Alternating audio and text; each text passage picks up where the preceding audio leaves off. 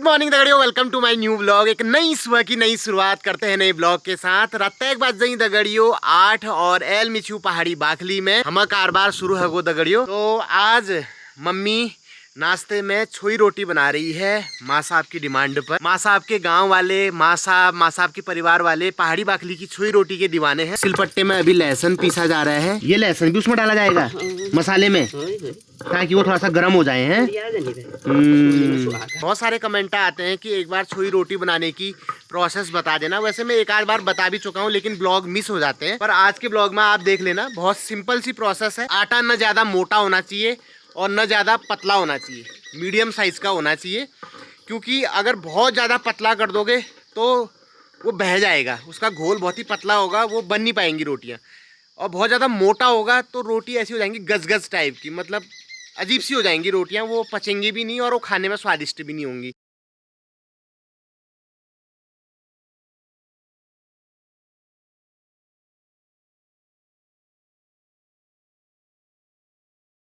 Mummy लहसुन इसलिए डाल रही है, एक तो ये थोड़ा मसाले का काम करता है और लहसुन की तासीर गर्म होती है ना, तो वो थोड़ा सा चावल का जो वो है अपच करने वाला गुण है उसको थोड़ा माइल्ड कर देता है। पहाड़ी गीजर दिन रात हमारी सेवा में है दोस्तों। आजकल इसका ओवर टाइम चल रहा है। हल्द्वानी वालों के गीजर कम से कम गर्मियों में सुख से तो रहते हैं, लेकिन यहाँ ऐसा नहीं होता दोस्तों। गर्मियों में भी गर्म पानी होता है, थोड़ा कम होता है लेकिन होता है। और सर्दियों में तो लगातार यह खरल्ला आगे बढ़े दगड़ियों। पिसे हुए लहसुन को भी इस मसाले में डाल दिया गया है। आज मैं आपको पूरी प्रोसेस बताऊंगा छोई रोटी बनाने की। घर के चावलों का आटा ज्यादा अच्छा होता है बाजार के?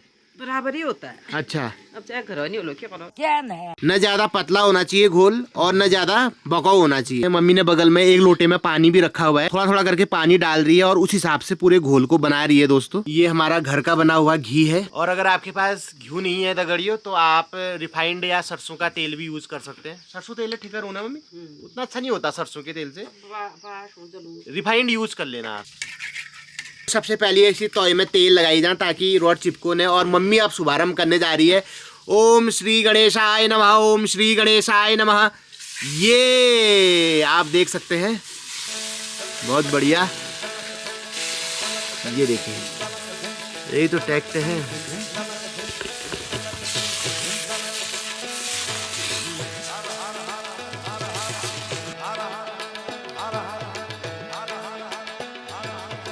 किसी डाड़ू से भी या पनुले से भी ऐसे उस घोल को डाल सकते हैं, लेकिन मम्मी को हाथ से बनाने की आदत है तो मम्मी हाथी का यूज़ करती है। और जिस ज़माने में दगड़ियों चम्मच डाड़ू पनुला नहीं होते थे, जो हमारे पूर्वज थे आदि मानव, वो हाथों का ही यूज़ किया करते थे। और अगर आप आग में बना रहे हैं तो छोई रोटी डालते समय थोड़ा सावधानी रखें, क्योंकि आग की लपट आपके हाथों को भी पकड़ सकती है।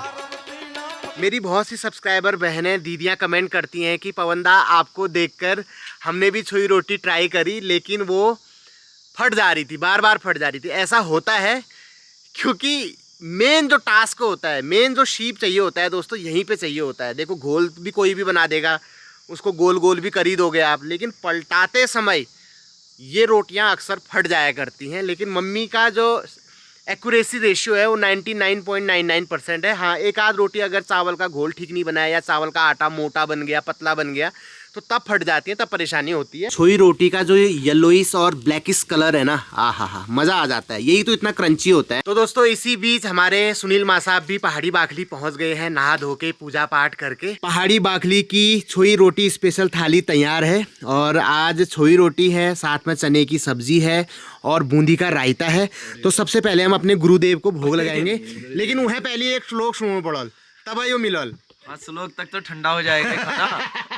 पहले खाना खा लेते हैं, श्लोक आराम से। बिल्कुल, माँ साहब का जीवन लटपटा रहा है दगड़ियों, है ना। आप टेस्ट करके बताओ कैसा लगा आपको, है ना। ये तो बहुत प्रसिद्ध व्यंजन है आपके घर का। सही बात है। अच्छा हो रहा कैसा रोमा साहब? बहुत बढ़िया। खाली ना हो यार, सच में हैं? दिल से। चलो फिर आप खाओ। बहुत सुंदर।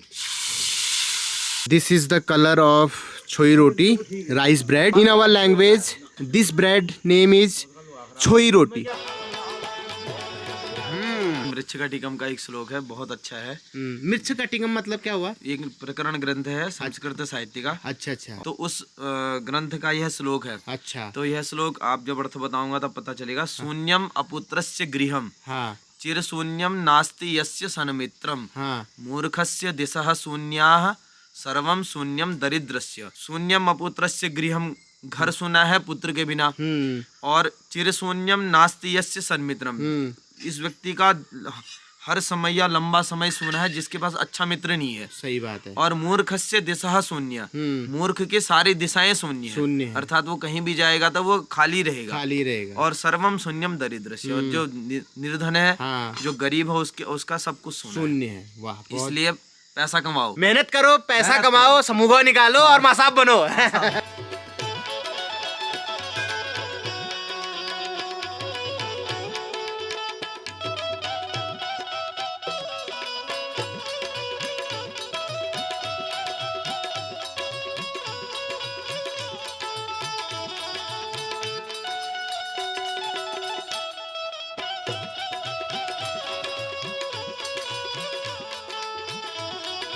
तो दोस्तों आज पहाड़ी बाखली में सीजन की पहली गडेरी की सब्जी बनी है लाई डाल के। गडेरी और लाई को मिक्स करके भी बढ़िया लटपटी गडेरी की सब्जी बनती है दोस्तों। ये देखिए दोस्तों, लटपटी सब्जी बनी हुई है गडेरी और लाई की।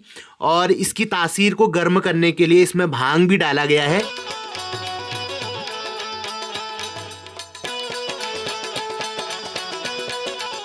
तो दोस्तों शाम के 6:30 बज रहे हैं और हमें एक सवाल आया है यूट्यूब कमेंट के माध्यम से देवेंद्र सिंह नेगी जी का।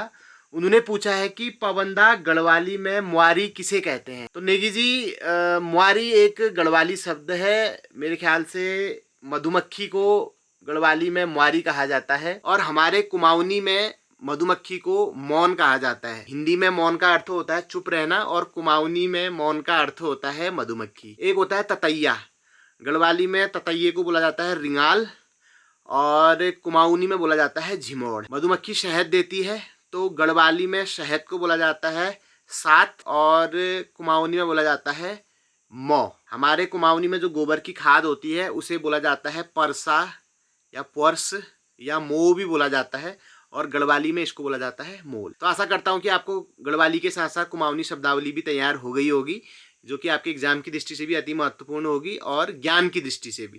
तो कैसा लगा आपको आज का ब्लॉग मुझे ज़रूर बताना। अगर पसंद आए तो प्लीज़ लाइक करना, प्यारे प्यारे कमेंट छोड़ना। अगर आपका कोई उत्तराखंड से रिलेटेड सवाल होगा तो कमेंट बॉक्स में पूछ सकते हैं, मैं आपके नाम के साथ आपका जवाब दूंगा। बहुत जल्द एक नए ब्लॉग के साथ मुलाकात होगी, तब तक अपना ख्याल रखिए, स्वस्थ रहिए, व्यस्त रहिए, मस्त रहिए। Thank you for watching, love you all, bye bye.